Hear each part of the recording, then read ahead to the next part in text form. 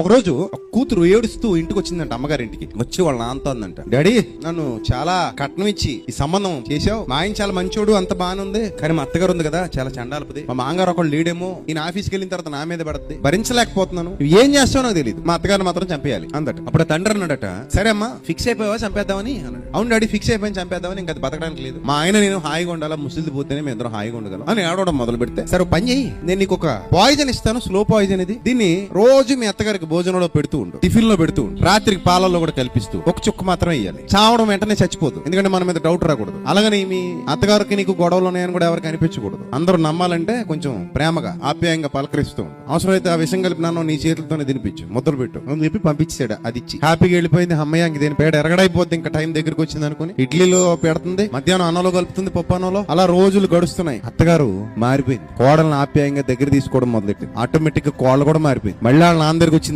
Daddy మా అత్తగారు చాలా మంచిది, అనవసరంగా ఎన్నాళ్ళ విషయం పెట్టేశాం, నా మనసు ఒప్పుకోవట్లేదు, నాకు మా అత్తగారు కావాలి, ఆ విషయానికి విరుగుడు ఈసారి. సో మా అత్తగారు చావకూడదు, చాలా మంచిది మా అత్తగారు లేకపోతే నేను బతకలేనట్టుందంట. అప్పుడు అలా నాన్న అన్నాడంట, నేను నీకు ఇచ్చింది విషయం కాదు, బలంటానికే, ఈసారి హ్యాపీగా మీ అత్తగారు నువ్వు సంతోషంగా ఉండండి అని చెప్పి పంపించాడు. ఈ విషయం మీకు ఎందుకు చెప్తున్నానంటే, ఒక మనిషిని మనవశం చేసుకోవాలంటే ప్రేమతో సాధ్యం తప్ప ద్వేషంతోనో పగతోనో ఎవరిని మనం సాధించలేము. సో అందుకే ప్రేమ ద్వారా సాధించేది శాశ్వతంగా ఉంటుంది, కత్తుల ద్వారా కర్రల ద్వారా సాధించేది శాశ్వతంగా ఉండదు.